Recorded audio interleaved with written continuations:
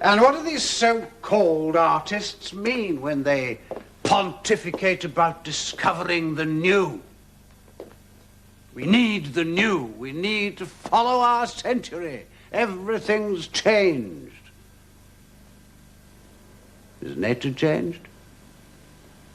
Do the air and the light change? Have the passions of the human heart changed since Homer? Has that changed? Because my neighbor does evil, am I then obliged to follow him? Let us believe what the ancients believed, the truth, which is for all time. And let us leave to their howling and their caterwauling those who would insult us with the term old-fashioned. We must follow our century. And what if my century is wrong?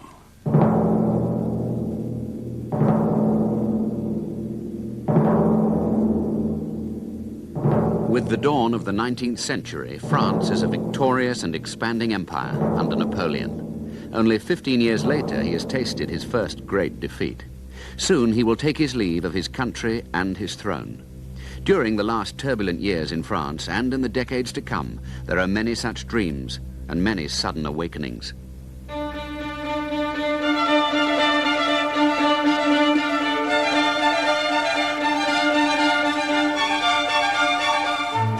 In the days of the old regime, France is ruled by a king and an aristocracy.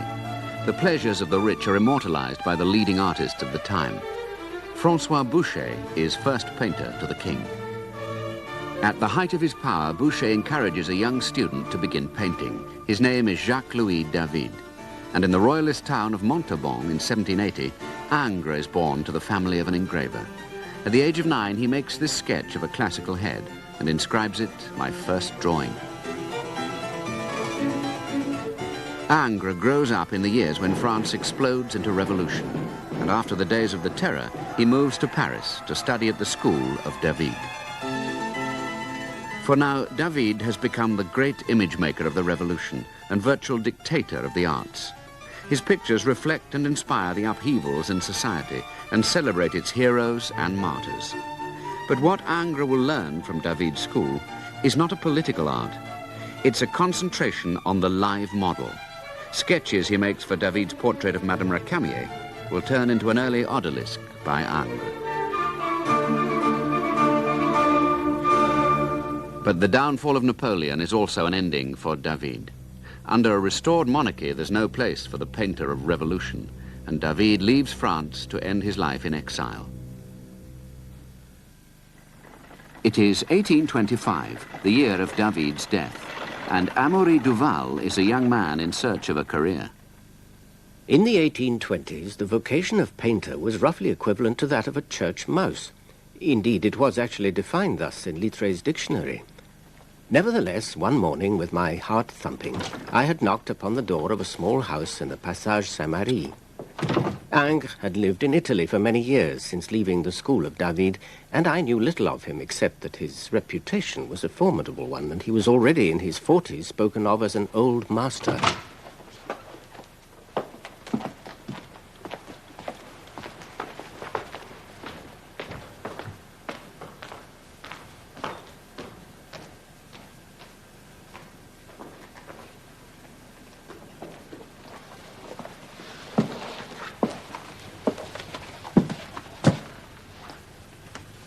Monsieur.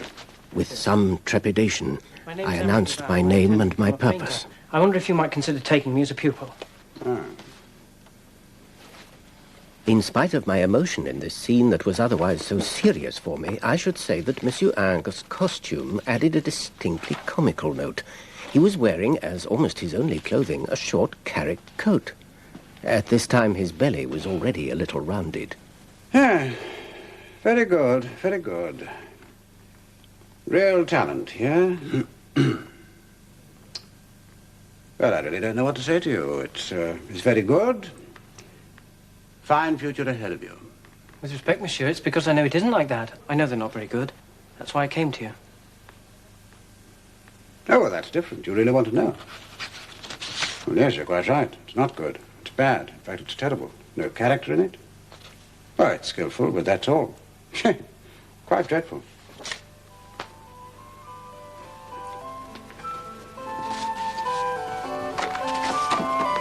Take heart, my young friend.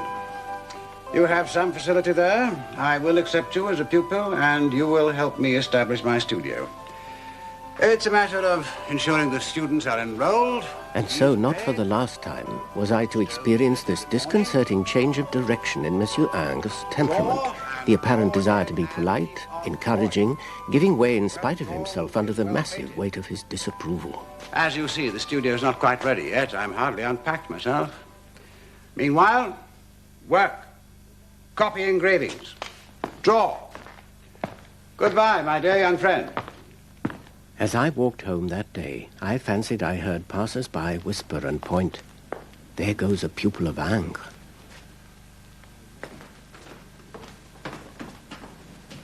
I'm not attempting a complete portrait of him. I don't believe that would ever be possible. These are simply a few fragments drawn from where my memory has stored them up, in no particular order, of a time when the studio of a great painter was regarded as the sanctuary of the arts.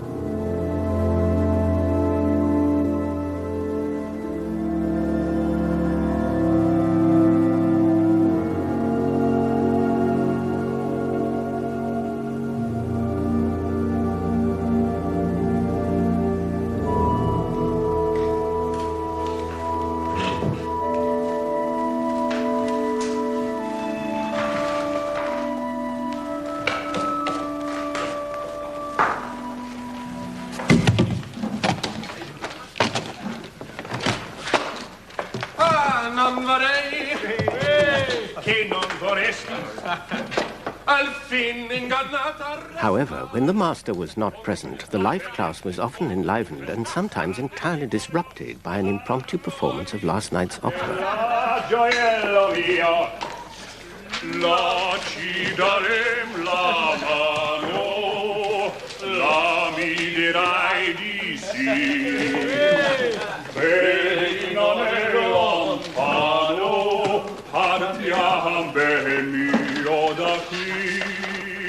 Vorrei, non vorrei, mi trema un poco il cor, felice bessarei, ma...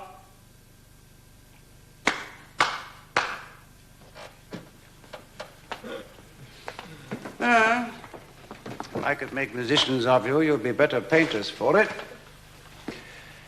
Everything in nature is harmony. A little too much or too little alters the scale, makes discord. You must reach the point of singing true with the pencil and the brush, just as much as with the voice. In music, as in all the other arts, there is no grace without strength. Beautiful forms are those that have harmony, have eyes only for the fullness of form, interrogate the form and nothing else. Once you have found a beautiful drapery, clothe the body in it, but take from life the movement of its folds and the indication of its details. Determine and characterize its movement. Movement is the life of the drawing.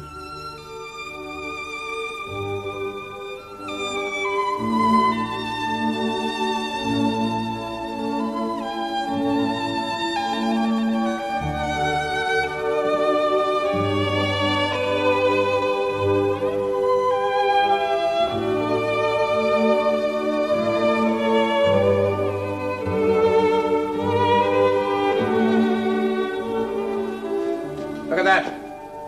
It is an antique statue. It is like the ancients, and the ancients are like that. The ancients did not correct their models, did not take nature out of them. If you truthfully set down what you see there, you will be following them. Raphael and this are one and the same. And even Raphael was submissive. Therefore, be humble when you have nature before you. Whoever wishes to hear the music of Ingres need only look at these little scraps of paper, now already fading with age. For the violin of Ingres is his drawing.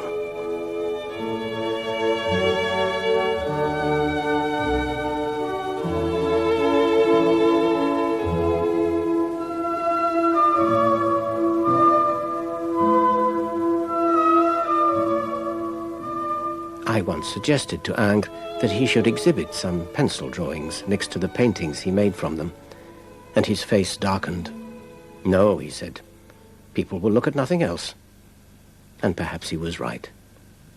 For to my eyes, some of these marvelous sketches actually do seem superior to the paintings he made from them.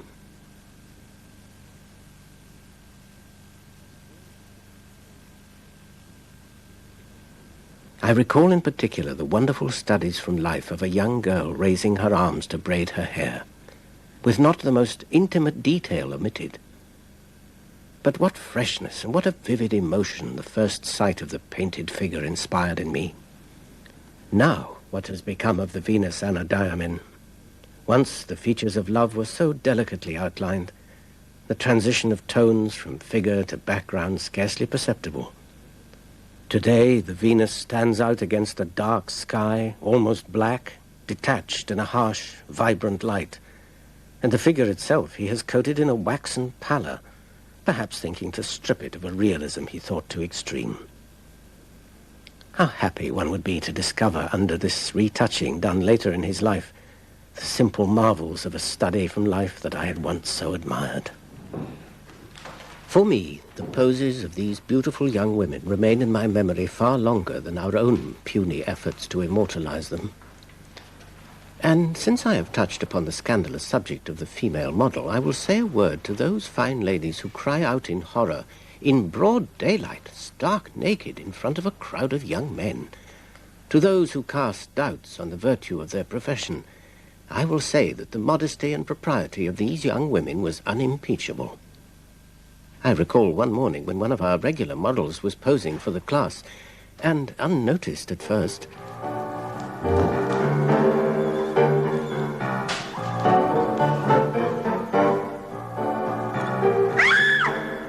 and while the wretched fellow remained at his post, under no circumstances could she be persuaded to return to the rostrum. You will forgive from time to time these penny paper anecdotes. They seem to please the public, though I feel the spirit of Monsieur Ingres would not have approved.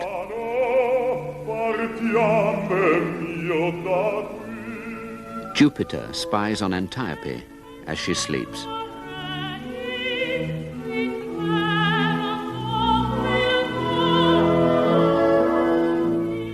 Copied from Titian, Ingres' version of the Venus of Urbina.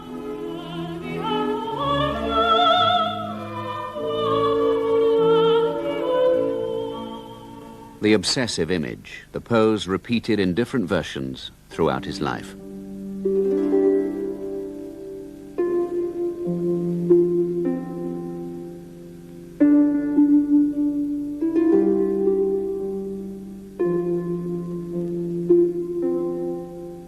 Odalisque with a Slave, 1839.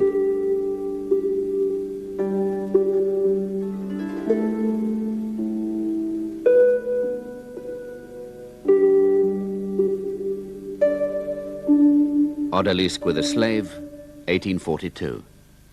Is this truly how they looked and seemed, these young women who posed naked for him so many years ago? Are they copied exactly from nature as he instructed us? Or did he not rather interpret these bodies through his own way of seeing, attending to one detail, neglecting another, and through his passionate regard, clothing his model in a timeless beauty? It will become one of Ingres' great legacies to the next century of painting, this heightening of the anatomy, this mannerism that at the time Amaury-Duval seems to find something of an embarrassment to be explained away. Monsieur Keratry said to me one day that Ingres' Odalisque had 3 vertebrae too many and could not possibly have been drawn direct from life. Well, perhaps Monsieur Keratry was right. And should we really care? Would she be as beautiful if she was simply a draftsman's exercise, nothing more than a mere photographic reproduction?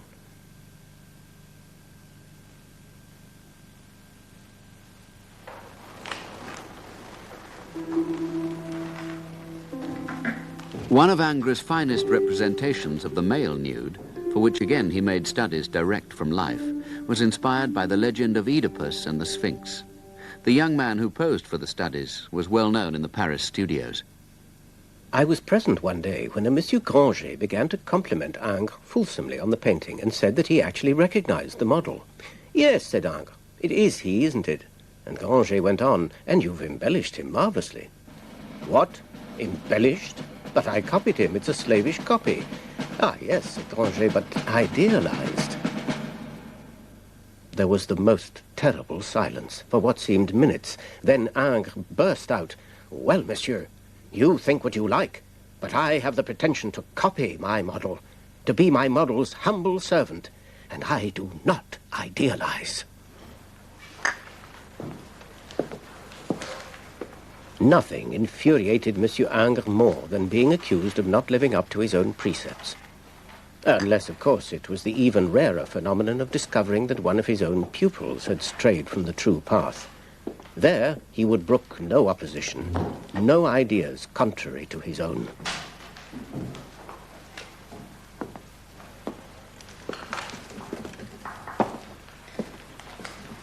Look at that man who exalts Rubens higher than Raphael. He's an apostate. From time to time, a few of what we regarded as eccentric types would appear in the school, and I recall one pupil of such an individual persuasion. His style was apparently influenced by the Flemish masters, whom Monsieur Ingres had certainly not presented to us as models. This student's life drawings had all the aspect of flayed corpses. Judas! He's a worshipper of false gods. He is one whose presence is not worthy to be acknowledged. Aye, monsieur, I see like that.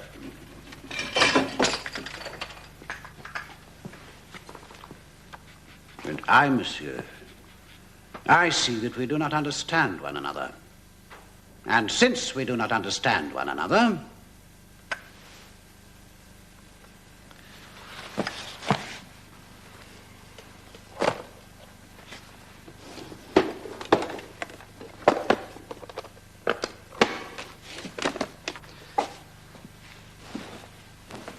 Still doesn't stop me seeing like that. Ha!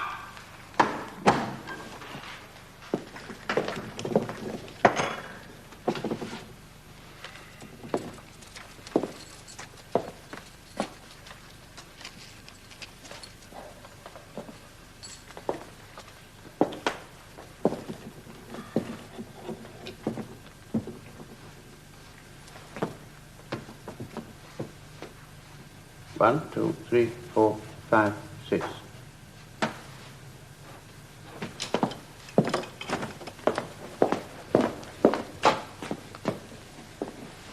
One, two, three, four, five. No, that's all. Oh, well, perhaps I'm not seeing clearly. Let's count again. Accurately this time. 1, 2, 3, 4, 5, 6. You have put here, monsieur, 6 fingers on the model's hand. You say 6, yes?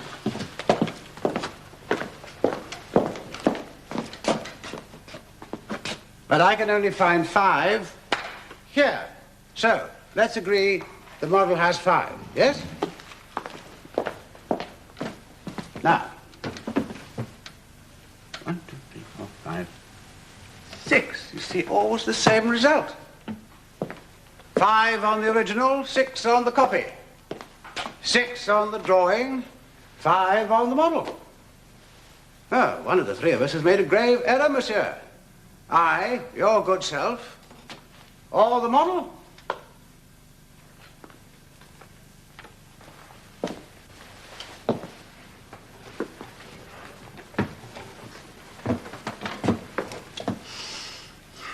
Where'd you come from, Paris or the provinces? From Limoges, monsieur. Limoges, you come from Limoges, oh. Noble and illustrious city, Limoges. Ancient capital of the Roman Lemovici, Civitas Lemovicium. Once the residence of the Roman proconsuls. Today, if I'm not mistaken, the seat of justice, court of assizes, tribunals of commerce. What's your father do? He's a judge, monsieur. Oh, monsieur, your father is a judge. Oh, the honorable profession, the illustrious and sacred magistrature, judge, representative and organ of the law, friend of the widow and the orphan. Do you not find it a fine and glorious profession, that of monsieur, your father? Yes. Then why don't you follow in his footsteps and stop trying to turn yourself into a painter? I have to say with regret that I have reported this painful scene word for word. For sadly, when a great painter becomes a teacher, it seems that his students can strive only to a pale imitation of their master's genius.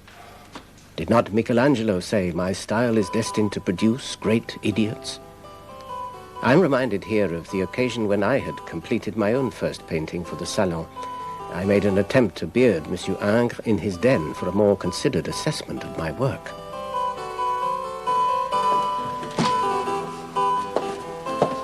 Monsieur. Ah. Charming. Yes, most innocent, very direct.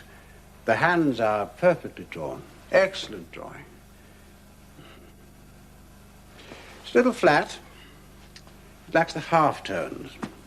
I've done pictures like that, you know, but now I turn. This occasion was also to prove my first encounter with the redoubtable Madame Ingres. They won't understand, you see, so be careful. Is it finished? More body. It's not quite rounded, that's what I was saying. That's all right, then. It just doesn't look finished. Well, there you are, you see. Judgment of the public. But take heart. Fine work. Most pleasing. Behind my back, as I heard later, Monsieur Ingres complained bitterly about the ghastly, flat little daub that Amaury had sent to the Salon that year. When you know your craft, when you have learned the imitation of nature, then your chief concern must be to execute the picture so that it seems it was all done at the same time, and if it were all sensed in a moment. There comes a time for every artist of genius when at last he feels the sensation of being swept along by his own powers, when he begins to achieve every single day what he would never have believed he could do in a lifetime. And I believe I am that man. I am going further every day, in spite of all that lies behind me. Ingres had spent 20 years in Italy, in the land of the painter he regarded as the greatest of all. Here, in the country of Raphael, that divine man, the delights are inexhaustible. One can forget the stupid dissipations of society and set oneself apart from the common herd. Here, I practice my art with pleasure, surrounded by the beauties of the present and the splendors of the past.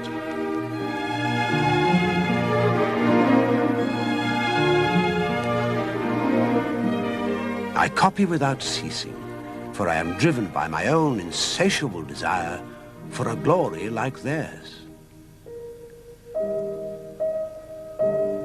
I am my own tyrant. Ambition devours me. His first self-portrait, done when he arrived in Italy. A young man of 24, confident, poised for great things. But as he begins to send paintings home to be shown in the Paris Salon, the mood changes. And now I see the dogs begin to devour me. To the Salon of 1806, Monsieur Ingres had sent his magnificent portraits of the Rivière family, and the critics railed against the greatest draftsman of our century. They called his drawing poor, his painting flat, and his images Gothic. Gothic? What do they mean, Gothic? I don't understand them. What language do they use, these people? How can I change in a day from being a good painter to a man who is slandered by the whole of Paris? Not all of Paris. Some of the writers and many of the younger painters admire him. To the Salon of 1808, he sends the Bather of Valpinçon. It is seen as a revolution in the painting of the nude, even if one critic labels it the lady with the swollen feet. But characteristically, Ingres is deaf to the praise and hears only the insults. These villains waited till I left France before assassinating my reputation. But all courageous struggle has its reward. I count on my old age to avenge me. The death of Leonardo da Vinci. A great artist dies in exile in the arms of a foreign king. And I foresee the rest of my troubled life. All night I swallow snakes. By day I die of anger. I have a pretty good notion of the part my venerable master, David, is playing in all this. But I will not write to him. I don't take the bait so easily. The Spanish ambassador kisses the sword of the victorious King Henry IV of France. After the days of darkness, the light will come. All courageous struggle has its reward. To our most esteemed colleague and friend, Master Ingres, and dear Madam Ingres, you, one of our most illustrious sons, take now your rightful place amongst the great men of this great city.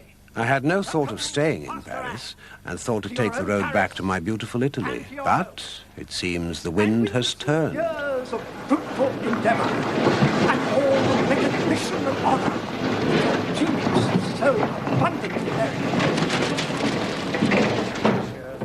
Voltaire said, rarely has anything great been achieved except through the genius and the steadfast mind of a single man who fights against the prejudices of the crowd. Yes, if it is a good genius, all is well. But if it is an evil genius, as Voltaire's was, where does that lead?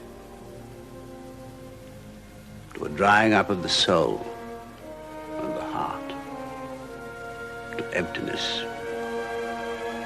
nothingness, and to barbarism.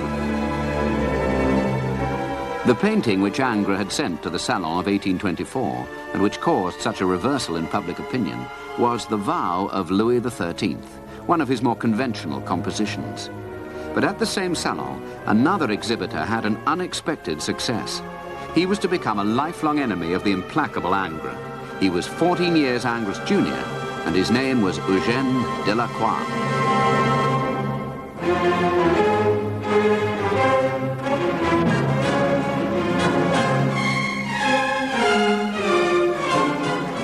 Now we see the wolf enter the sheepfold.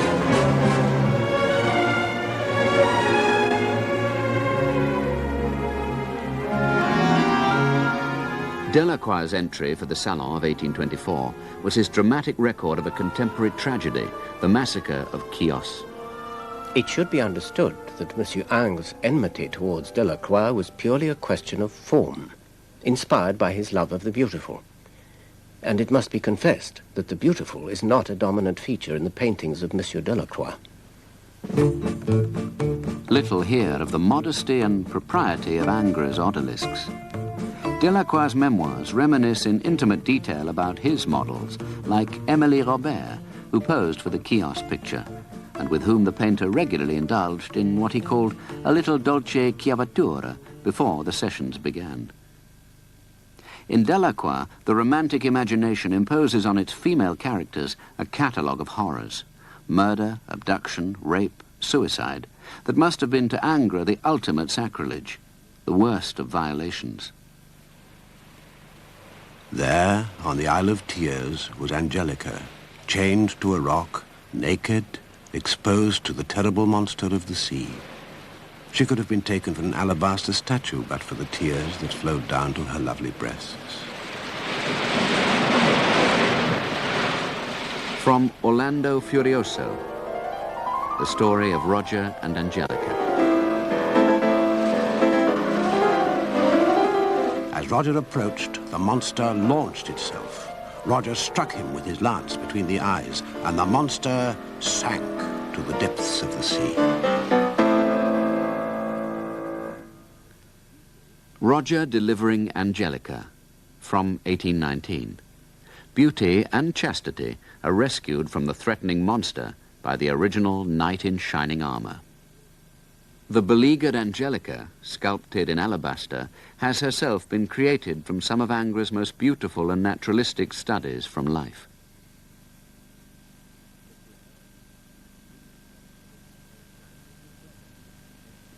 Monsieur Ingres' attitude to the young women who posed for him was invariably one of total propriety. He would on occasions invite his wife into the studio to join with him in admiring a beautiful figure. For him, it was an act of worship. I don't know why I stupidly think I must act the part of a worshipper. From the memoirs of Eugène Delacroix.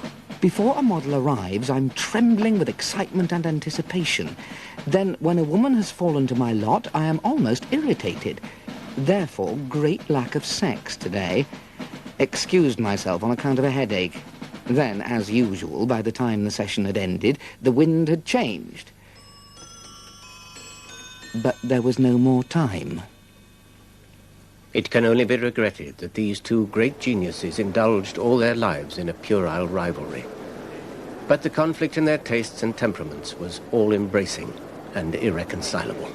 By the 1820s, the romantic flame in Europe had been lit by two great writers, both of them anathema to Ingres. One was Goethe, the other the high priest of romantic poetry, Lord Byron. How say you, Pania?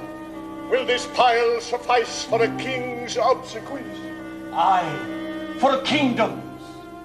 In Byron's tragedy, Sardanapalus, the vanquished king of northern Greece prepares to die on his funeral pyre. He does so in true Byronic style. My best, my last friends. Let's not unman each other. All farewells should be sudden, when forever. Get thee hence, enrich thee. Babylonia, Babylonia. Now farewell, one last embrace. Embrace, but not the last. There is one more. True, the commingling fire will mix our ashes. Let them be borne abroad upon the winds of heaven and scattered into air. In this blazing palace and its enormous walls of reeking ruin, we leave a monument nobler than Egypt hath piled in her brick mountains o'er dead kings.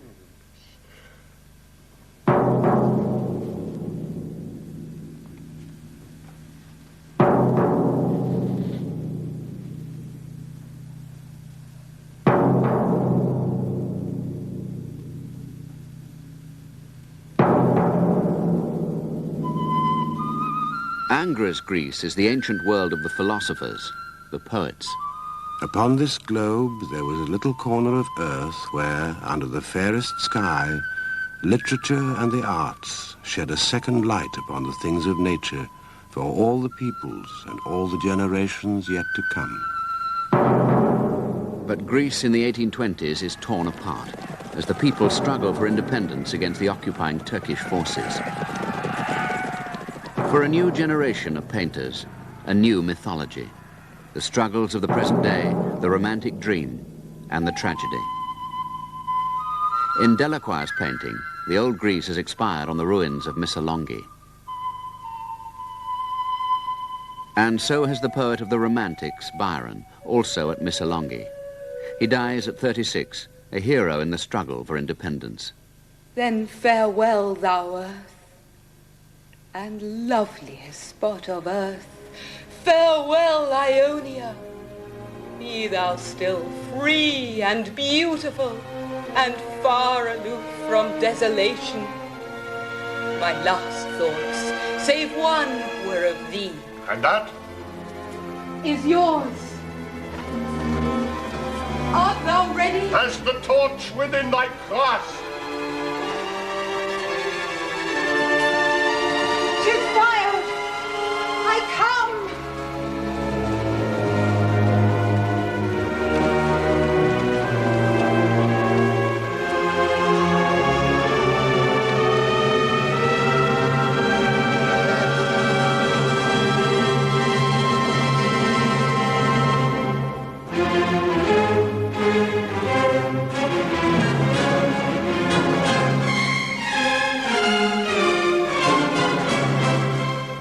Inspired by Byron's play, The Death of Sardanapalus by Delacroix becomes a landmark in romantic painting.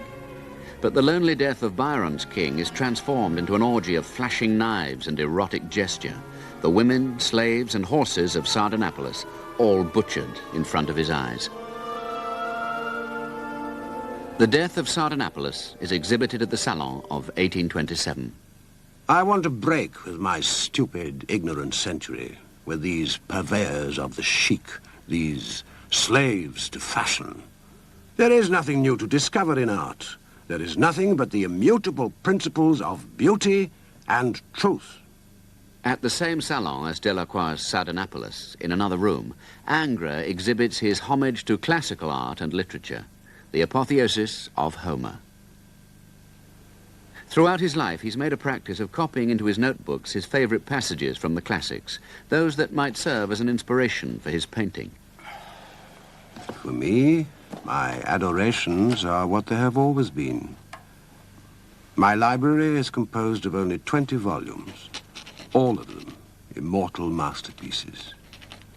And in music, Gluck, Mozart, and Haydn. In the apotheosis of Homer, Ingres paints a group portrait of his heroes, the artists, writers, and musicians he claims as his ancestors. In the center of the stage, crowned as an ancient deity, Homer himself. Ranged on both sides of him, the dramatists and philosophers of ancient Greece and Rome. There are the painters of the Renaissance, the writers of classical European drama, and, almost obscured by the edge of the frame, Shakespeare, whose romantic inclinations caused Ingres to expunge him totally from a later version of the picture. Tasso, next to him, will also disappear. Seated on the steps beneath Homer, two allegorical female figures represent the Iliad and the Odyssey.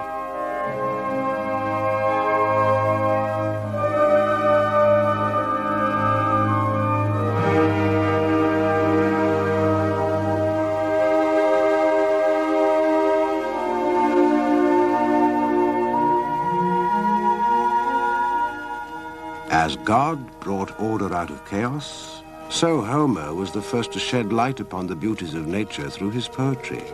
He established the beautiful through his immortal example. All great art is born out of him. From the first song of the Iliad, Thetis goes to plead with Zeus for the life of her son Achilles.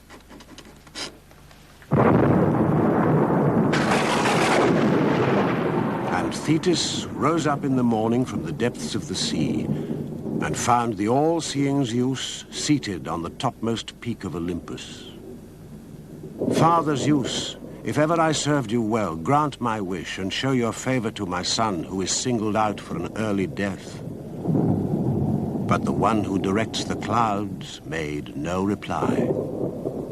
He sat in silence for a long time.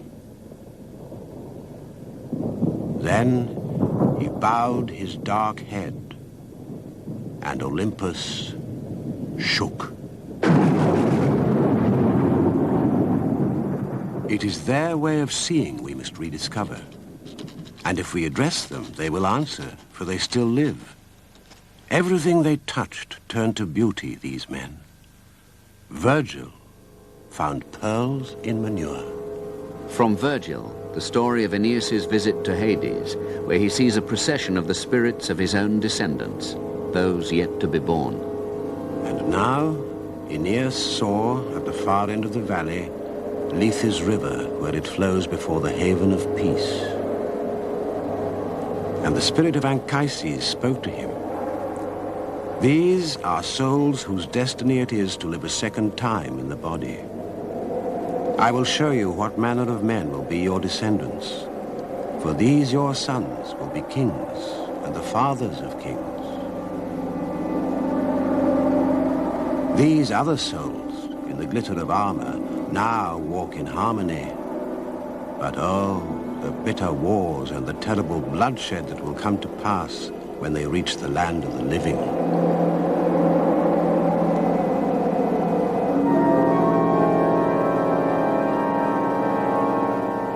As Ingres begins to draw, what will emerge is not a picture of Virgil's narrative. In a chamber of Augustus's palace, we see the Emperor of Rome, with Octavia, listening to the Aeneid as it's recited to them aloud by the poet himself.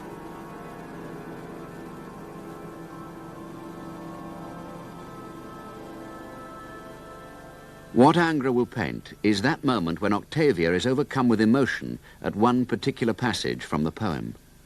And what he expects is that those who look upon the picture will understand it from its title alone. Tu Marcellus eris. You too will be a Marcellus. And you, unhappy youth, you of the noble presence but shadowed in gloom, if only you can overcome the terrible destiny that awaits you, you too will be a Marcellus. Give lilies from full hands. I too will scatter the crimson flowers as a gift given without hope to the soul of my grandson. While Ingres retreats into the heroic conflicts of the ancient world from his own ungrateful century, real-life warriors have been fighting and dying over 2 decades for the glory of France. Another young artist has begun to celebrate these contemporary warriors as heroes for a new age. He shows these dragoons of Napoleon's army in victory and in defeat. For Théodore Géricault believes the drama of his own time can be the stuff of art. His masterpiece is the record of a contemporary tragedy at sea, the monumental Shipwreck of the Medusa. But Géricault dies early, at the age of 33, and Ingres refuses to contribute to his monument, calls him the misleader of youth. I want to see removed from the Louvre that Medusa thing and those 2 big dragoons beside it. Let them put the one in the Department of the Navy and the other in the War Office so they will no longer corrupt the taste of the public.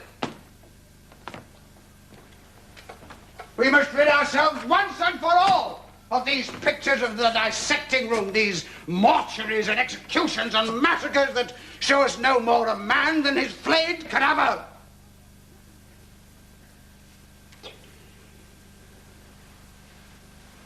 Nothing but the ugly and the hideous.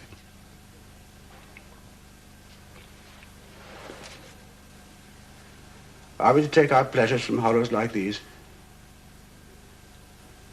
Art should teach us nothing but the beautiful. Art should be nothing but the beautiful. I cannot hide the weaknesses in this brilliant and indomitable character. All his life there was a childlike quality in his thought and in his allegiances. And like a child, perhaps, much of his anger was based on fear.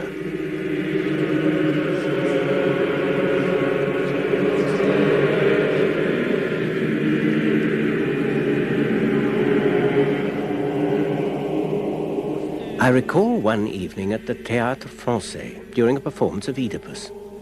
Monsieur Ingres was in the balcony, and I observed him closely during the last act of the play, when Oedipus leaves his palace with his eyes put out. I saw Monsieur Ingres suddenly avert his eyes from the stage. Thereafter he listened to the last act of the play without observing the action for one moment.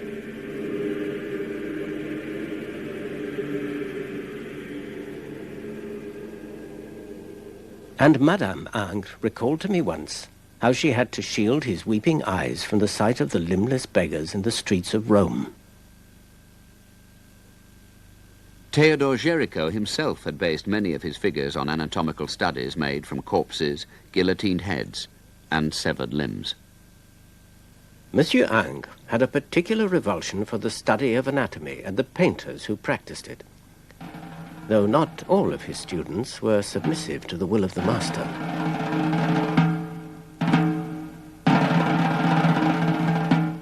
The extreme left, as usual, led the center left, and I found myself alone on the right. And so, in spite of a fine speech by me remonstrating against the revolution, a skeleton was installed in the studio. I gave it at the most a fortnight. Give it 2 weeks, gentlemen! 2 weeks in this studio!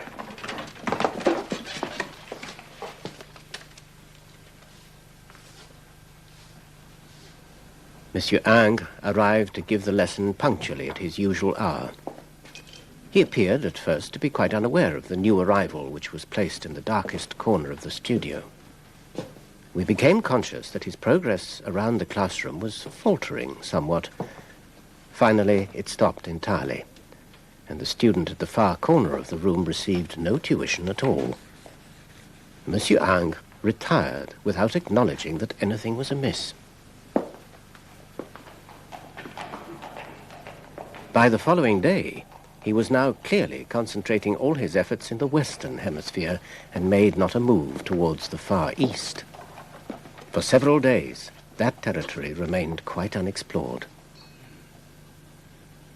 After a week had passed, a message arrived for us in the morning saying that Monsieur Ingres would not set foot in the studio until that horror was removed. I had given it a fortnight. As it turned out, I'd overestimated by 1 week. Since the record of Ingres' middle years is so unhappily marked by enmities, I have to mention one other. At the funeral of the illustrious academician, the Baron d'Enon, the man he called his greatest persecutor, Ingres was observed to approach the coffin and mutter to himself, Good. Good, he's really there this time. And there he stays. Monsieur Ingres, like Vitellius, believed the corpse of an enemy always smelt good. And so did his armchair.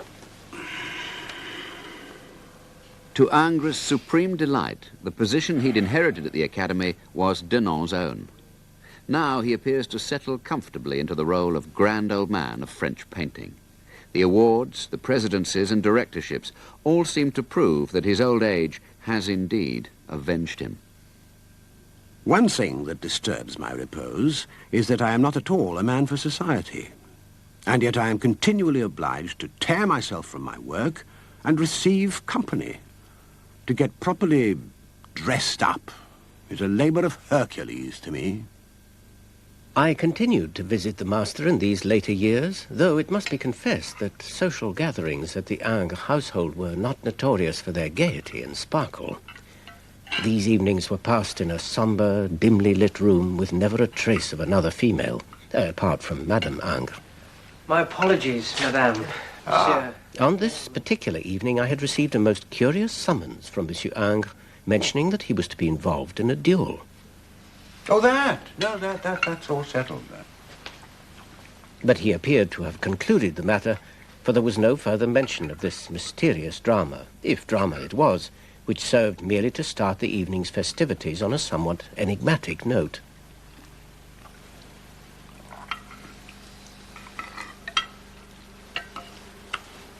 Yes.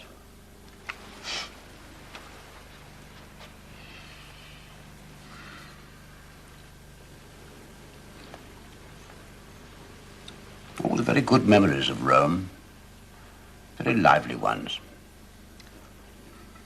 It was in Rome that I met Madame Ingres for the first time. She was sent to me from France, like a package. It's perfectly true, gentlemen. She never met me. I'd sent her a little sketch of myself, that's all. And you flattered yourself nicely as well. Oh. The circumstances of Monsieur Ingres' courtship had become a much-told tale, but charming nonetheless. Madame Ingres had been in her youth what we vulgarly call a fine figure of a girl. During those early years he had made a marvellous little sketch that testifies to her charm, and he had indeed courted her from afar by letter, before ever setting eyes on her. Well, it has now come to pass, my dear friend, that I am going to marry. And I'll tell you what he does. He is a painter, not a house painter, but a great painter of history, a great talent. He makes 10,000 or 12,000 a year, so you can see we won't die of hunger. You know, at the time we lived in Florence, we often didn't have a loaf of bread in the house. And no credit at the baker's. He used to pick up his violin and say, I will play such beautiful music, we'll forget our hunger. Well, we won't speak of that. We spent 20 years in Italy in the most complete penury. And even in the midst of our troubles, he refused to go to England to paint portraits, and it would have made him a fortune. But I agreed with him. He had other things to do. No one but Ingres has the right to complain. No one can conceive of the suffering he's been through. She had proved to be an admirable wife to him throughout the years, though her jealousy of him was such that she appeared to resent having to share his company with anyone else, including her guests. I believe, too, she had little sympathy for me. And what about you, Amory? You're one of the young lions now, aren't you? And so these evenings would continue on their lugubrious course, and the conversation languished entirely as the wine was passed. For this ritual was observed always with considerable anxiety by those of us who were regular guests at the table, since we knew from experience that when that first bottle was empty, no more would be forthcoming. Ah, the Italian masters, Madonnas and angels, muscular slaves expiring. The distinguished academician and raconteur, Monsieur Tierce, was guest of honor this evening, and it became apparent that he and Monsieur Ingres were not exactly born for each other. They should look at the work of Baron Gérard, these young amateurs. Does Gérard imitate the Italian masters? Of course, I have to confess that the Baron is a close personal friend of mine, but do you follow me? There we have the most eminent painter of our time, one of the most eminent painters of our time. And what is Raphael to him, or he to Raphael? Monsieur Ingres responded at first by improvising a short piano piece, allegro, on the edge of the table. But Monsieur Tierce was a man who did not easily stop once he had begun. And now, you must forgive me if I expound my theory on Raphael. Not a popular one, I must admit, but judge for yourselves. Raphael did nothing but his virgins. His one claim to glory.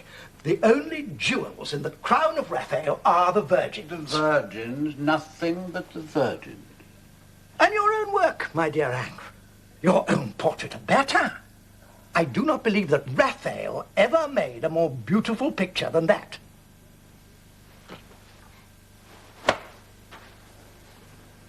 I will not permit such words to be used about a work of mine. I will not permit you to compare me with this divine man.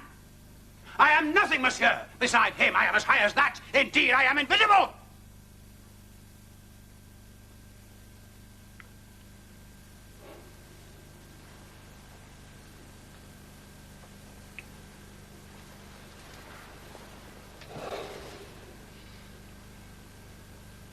As for other contemporary artists, well, that's quite a different thing. I am quite secure, thank you. Sitting high on my horse. Thus the dangers of praising a great man to his face.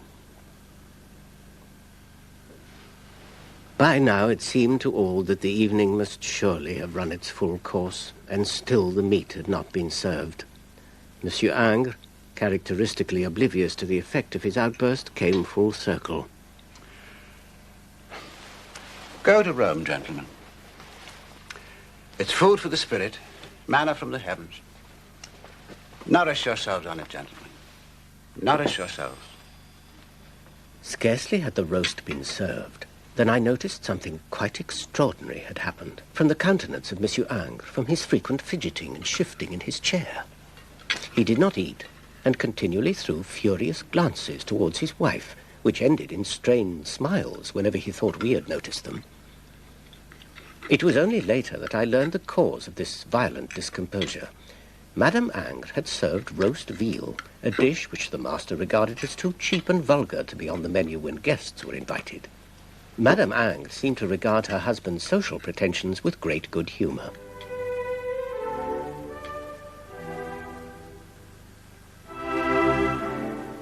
After the 1830s, the middle class was not only the ruler of society, it framed society. The words of the 19th century historian de Tocqueville. The triumph of the bourgeoisie had been so absolute that all political power, every franchise, the whole of government were enclosed within its narrow confines. Supreme master, as no aristocracy has ever been, each of its members thought far more of private affairs than of the nation's greatness.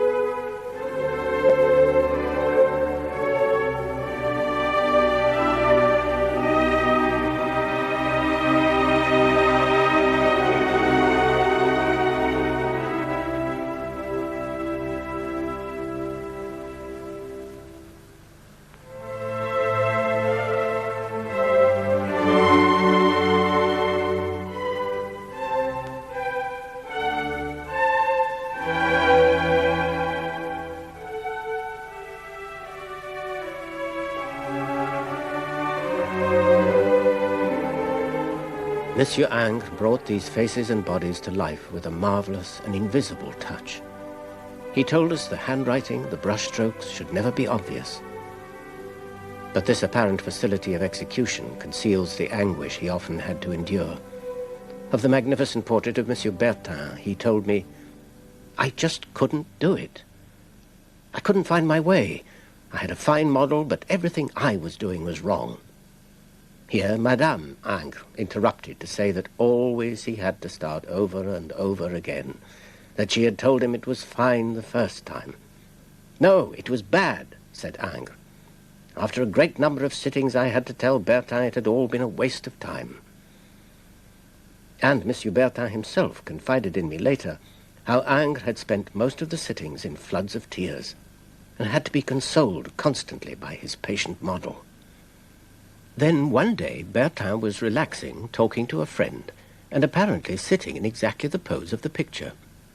Ingres came up to him and said, "Come tomorrow. Your portrait will be finished." From the French writer Élie Faure.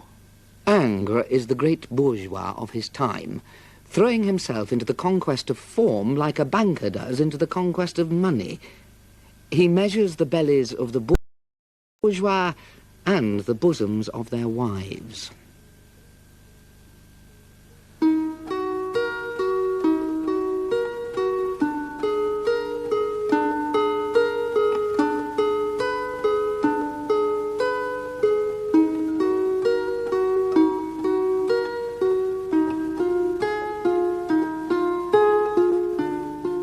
Portrait of Madame Aymon, called La Belle Zélie. I have recalled already Monsieur Ingres' pleasure in the presence of women, in simply having them near him, both the professional models who posed for him and the ladies of society who frequented his studio in their finery. Indeed, I sometimes wonder if Ingres' beautiful portraits of women do not surpass in sensuality his many representations of the nude. This lingering over the moments when the silk of a dress gives place to the skin beneath. Portrait of Madame Moitessier, 1856.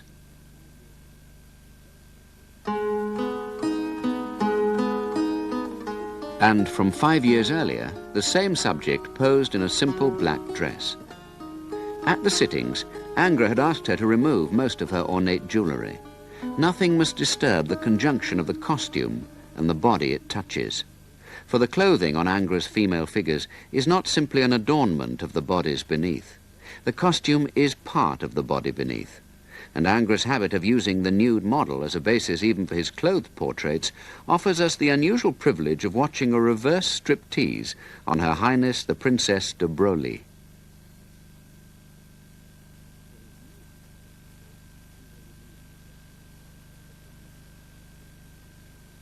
For his nude studies, of course, Ingres would use professional models of a similar stature to his eminent sitters.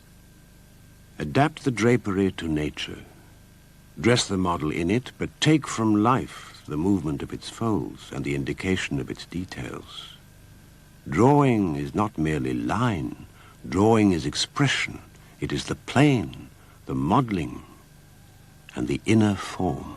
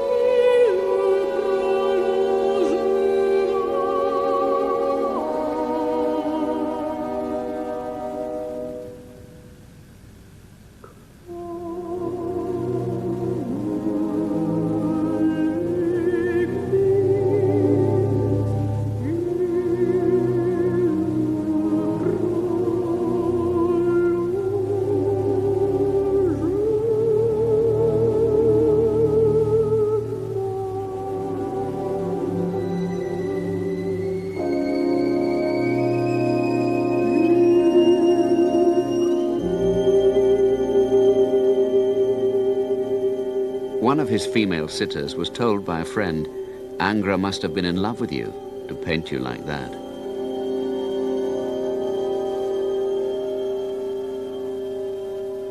The artist and his model, as lovers, Raphael and La Fornarina. The woman looks out of the canvas directly towards us. The artist turns aside to observe his own representation of her on the easel.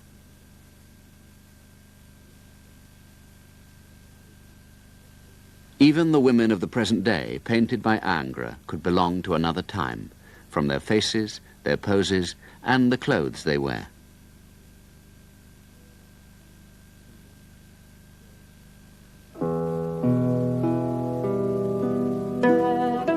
From Dante, the story of Paolo and Francesca, the woman tells the poet of her adulterous love affair. One day, for our pleasure, we read of Lancelot, how love ensnared him. We were alone. We thought no harm at all.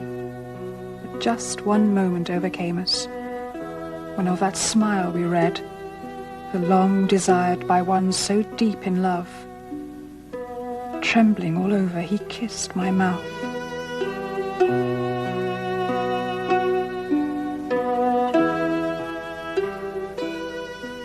The book and writer both were love's persuaders, and in its leaves we read no more that day. The illicit lovers are condemned to the inferno. But with this discreet exception, Ingres is not the chronicler of sexual passion, in public at least. Among the thousands of drawings he left behind, there are these, 3 energetic and enthusiastic pictures of the sexual act. Probably they were never seen by his contemporaries. But even these poses are themselves inspired by the antique.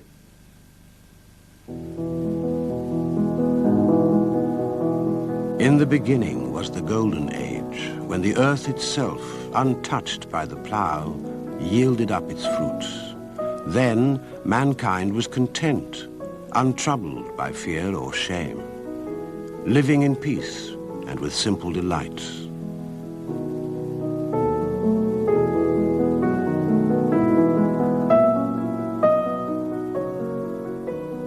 On the walls of the Château d'Ampierre, Ingres begins to paint his Golden Age after the description in Ovid. The year is 1848. In France, there are uprisings in the streets, economic and political crisis, the February Revolution, the abdication of the king, Louis-Philippe, a new constitution, another one, and a new president bearing the name of Napoleon. And 1848 is the year, too, when the whole of Europe explodes into revolution.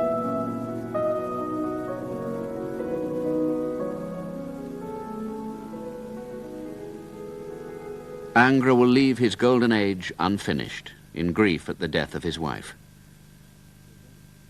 She has been taken from me, that innocent, admirable, heroic woman. My dear friend, I think this pain will kill me. For 36 years he had been devoted to her, and it seems entirely faithful to her. He mourns for 3 years, then meets a woman 20 years his junior, Delphine Ramel. He paints her, the last portrait of a woman he says he will do. And at the age of 72, Ingres marries his Delphine. Now this fine woman reawakens old fires within me.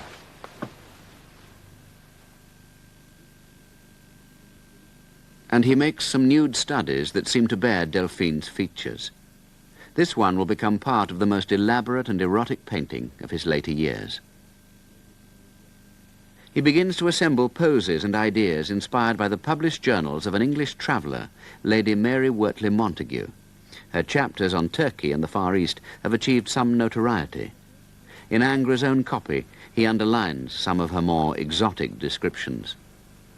It was with a great deal of pleasure that I prepared myself for an entertainment which was never before given to a Christian. The ladies of the Caius household received me with all the obliging civility possible. I was wearing my travelling dress, which must have appeared quite extraordinary to them, yet they repeated to themselves, "Gazelle, peck gazelle," which means very charming. I know of no European court where the women would have behaved in so polite a manner to a stranger. The sofas were covered in cushions and rich carpets, and the women were more beautiful than anything that had been described to me.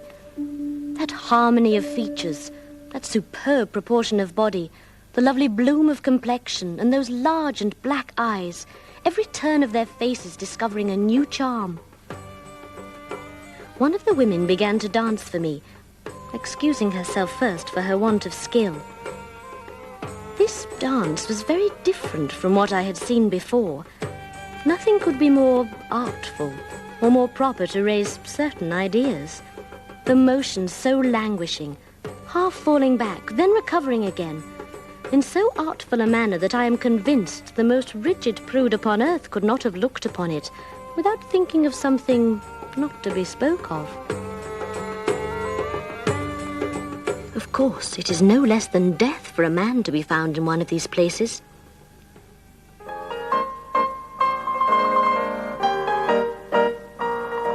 The artist's dream of female nudity finds a new setting. In place of the statutory goddesses, nymphs and fauns of mythology, the mysterious Far East offers the fantasy of the harem and its ample supply of compliant, available women.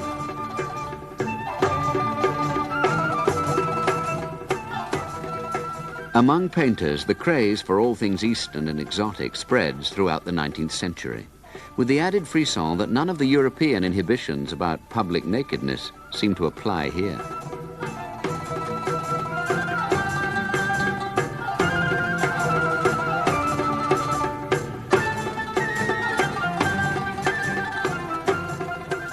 I was invited to join them in the bagnio, where, in a state of nature, that is in plain English stark naked, the women reclined, walked and moved without the least wanton smile or immodest gesture. To tell the truth, I had wickedness enough to wish secretly that my friend, Monsieur Gervais, the painter, could have been there, invisible. I fancy it would very much improve his art to see such fine women naked in so many postures.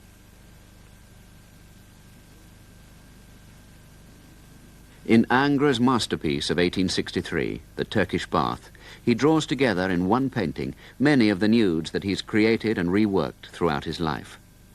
The music of Ingres turns into a swirling dance of sensual bodies, admiring themselves, perfuming themselves, allowing us to watch invisible. An old man's fantasy, perhaps.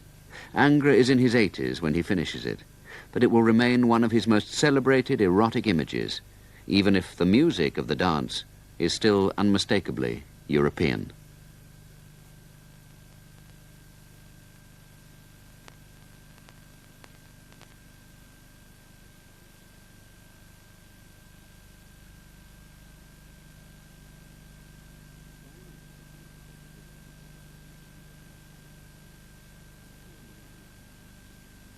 By now, photographers have begun to borrow some of Ingres' most famous poses and to turn them into art studies.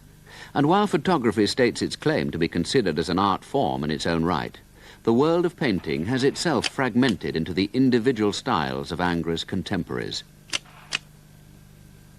Edouard Manet is already acknowledged as a great master, and so is Jean-Baptiste Corot, only 4 years younger than Ingres himself. Gustave Courbet is notorious as a violent revolutionary in his politics as well as in his paintings. And there's a new generation, setting the styles for the future. Claude Monet is already creating his landscapes in the Impressionist manner. In a few years' time, Paul Gauguin will be starting his new life as a painter. All these artists have one thing in common. In all his letters, diaries and notebooks, Ingres never mentions any of their names. His great rival, Eugène Delacroix, will die in 1863, 4 years before Ingres. Late in their lives, they have a final chance encounter. As fate would have it that morning, the two irreconcilable enemies closed upon each other and measured each other as they came. Then suddenly Ingres extended his hand. Moved perhaps by a secret impulse of sympathy, the one great artist for the other. As if over a long, long time, their natures had inexorably been drawn together. Ingres' sight begins to fail. He finds drawing and painting increasingly difficult. though what he calls his adorations remain unchanged. Pleasant is thy song in Ossian's ear, O daughter of Luther. Thou last heard the music of departed bards in the dream of thy rest, when sleep fell on thine eyes at the murmur of Moreth. But sorrow wastes the mournful, and their days are few. The works of the Celtic bard Ossian were actually denounced as a literary fraud, the invention of a Scottish folklorist. And Mslvina, the daughter of Tosca, is heard by the poet as she laments her dead lover. I have heard a voice in my dream. Why didst thou come from the dark rolling face of the sea? Thy rustling wing was in the tree. Thy rustling wing was in the tree. It was the voice It was of the my voice love. of my love. Seldom comes he to the dreams of Mslvina. I was a lovely tree in thy presence, with all my branches around me. But thy death came like a blast from the desert, and laid my green head low. I have heard a voice in my dream. I feel a fluttering in my soul. It was the voice of my love. Seldom comes he to the dreams of Mslvina.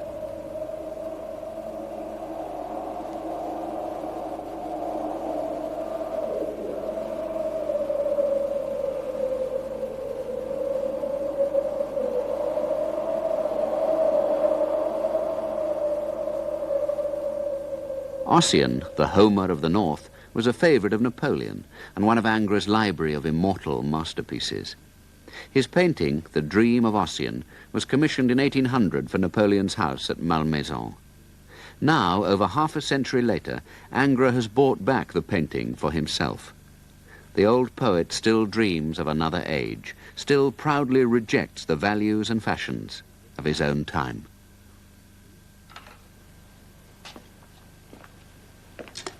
It was a will of iron, an inextinguishable faith that led him forward on his chosen path. Amaury-Duval brings his memoirs to a close. And in such a powerful character there was weakness, a lack of largeness in his ideas. Monsieur Delacroix called him the complete expression of an incomplete intelligence. But to my mind, he was an original, a true revolutionary. And that perhaps in spite of himself. Before those we now call the realists, he insisted on a new and truthful accent on nature. Before the Romantics were born, he had discovered the legends of the medieval and the mysterious imagery of the East. He cannot be labeled nor categorized. And that is why he seems to us out of his time. And why, in our time, he will not be understood. I recall, too, that when Ingres spoke of himself, it was invariably in the third person. To the end, it seems that Ingres believed the world had not truly recognized his talent, had not sufficiently rewarded a lifetime's devotion to his art. I've heard it told that Beethoven, in his old age, used to go for long walks alone on the outskirts of Vienna. And this he did whenever he wanted to give himself up to his inspiration, freely and without distraction. And then he'd kneel down where he was in the roadway and write down the beautiful sounds he'd heard in his mind. And on one particular day, whilst he was bent over his manuscript, a funeral cortege came along the road towards him, followed by a large procession. Now, at this time, he was quite deaf, and his preoccupation with his work made him entirely unconscious of what was happening around him.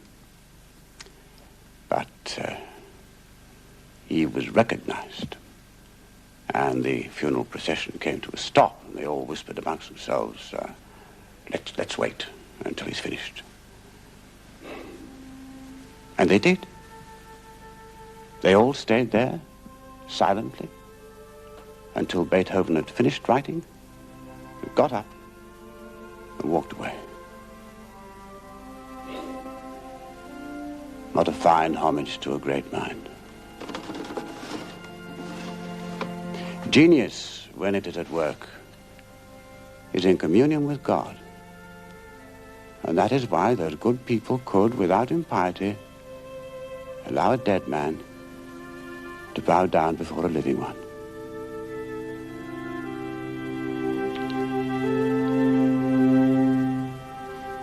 Are you finished?